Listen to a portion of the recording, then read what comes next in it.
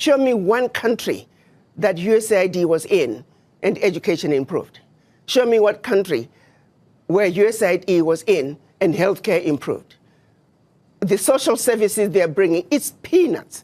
The American taxpayer needs to know the billions of dollars that are being given to USAID, a fraction is making it to the people. Let's look at what HIV/AIDS was used to do.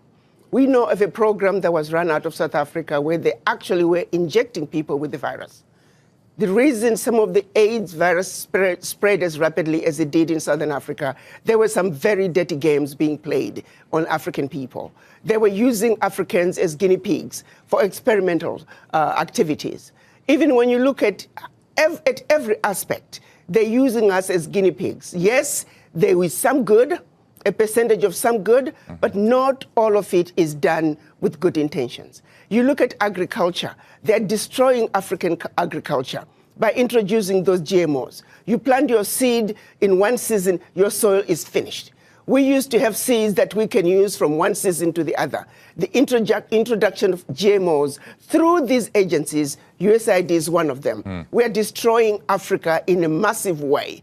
A little good is coming out, but by and large, the end result, they mean no good. They can turn around and give us an inventory and say, as long as you have been in Africa and also other parts of the world, show us your success rate.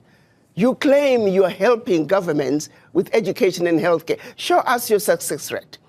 But I also turn around and say, African governments, why do you need this little aid to assist you in providing proper healthcare, proper education? The average African government can afford to provide those services for their people. Why does such a continent that did so much to help Europe recover continue to be so poor? Let's be realistic here. Let's not talk about peanuts. Africa does not need the aid. What we need is for those who are exploiting Africa to stop. Africa has everything it needs. If Africa could have contributed as much as it did to the recovery of Europe post-World War II, why wasn't Africa equally developed? This is a wake-up call to the African leaders to take inventory of what is really happening in their countries. Do they really need the peanuts that are coming in as aid? What is really going out? If I may use the example of what happened in Niger when the government decided they were going to take over the mining of their uranium. The French companies that were mining the uranium were paying the government 80 cents a kilo for the uranium, and then turning around and selling the uranium to the rest of the world at 200 euros a kilo.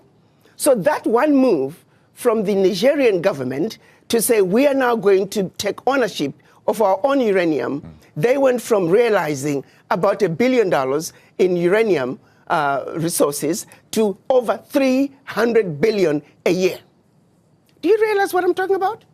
No amount of NGO could bring that kind of money. And this is only one mineral. Now imagine the country taking inventory of all their minerals and benefiting from their natural resources like the rest of the countries in the Western world.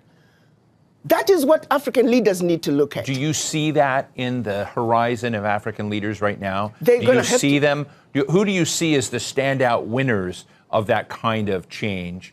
And who do you think is still chasing AID contracts? Let me tell you, we need to look at what's happening in Burkina Faso, Niger, and Mali. President Traoré is standing up. He is saying the natural resources in Burkina Faso, they belong to the people of Burkina Faso.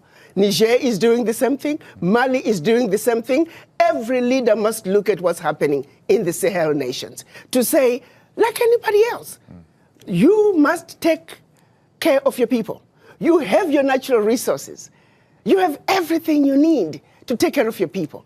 Why do you continue to be beggars? Look at what is being brought in by not only USAID, but all the NGOs in your country. It's peanuts. It's a joke that the African leaders should continue to be beggars of peanuts when you are looking and allowing billions to get out of your country year in and year out, if not trillions, in natural resources that your people should be benefiting from. It is a wake-up call for African leaders to wake up and say, President Trump is saying, US first, America first. You too must say, your country first.